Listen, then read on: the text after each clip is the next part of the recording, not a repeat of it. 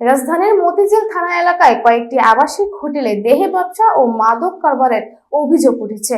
স্থানীয়দের দাবি, ফকিরাপুল, নয়াপল্টন এবং কমলাপুর রেল স্টেশন সংলগ্ন বেশ কিছু আবাসিক হোটেলে দীর্ঘদিন ধরে এইসব অনিয়ম প্রকাশ্যে চললেও কার্যকর ব্যবস্থা নেওয়া হচ্ছে না।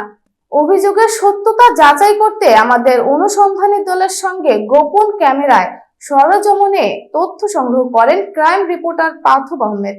অনুসন্ধানে দেখা যায় কয়েকটি হোটেলে অবাধে নারী পুরুষের যাতায়াত চলছে। অভিযোগ অনুযায়ী একটি হোটেলে কক্ষ ভাড়া নেওয়ার আগ্রহ প্রকাশ করলে এক ব্যক্তি অবৈধ যৌন সেবার জন্য অর্থের প্রস্তাব দেন।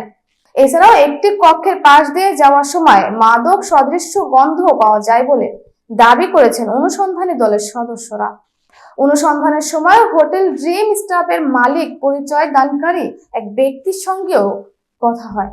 তিনি নিজের পরিচয় দেন এবং প্রশাসনের কিছু কর্মকর্তার সঙ্গে প্রভাবশালী সম্পর্ক থাকার দাবি করেন। স্থানীয় বাসিন্দাদের অভিযোগ, এসব আবাসিক হোটেলে অনৈতিক কার্যকলাপ ও মাদক লেনদেনের কারণে এলাকার পরিবেশ নষ্ট হচ্ছে। তারা দ্রুত তদন্ত করে প্রয়োজনীয় আইনগত ব্যবস্থা নেওয়ার জন্য সংশ্লিষ্ট প্রশাসনের প্রতি আহ্বান জানিয়েছেন।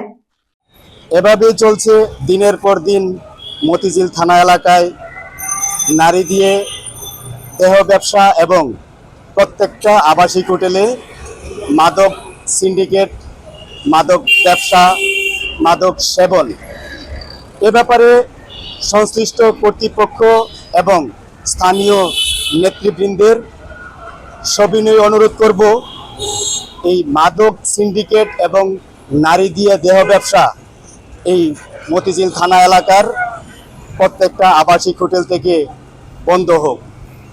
পাথর আহমেদ, জি বাংলা টিভি, ঢাকা।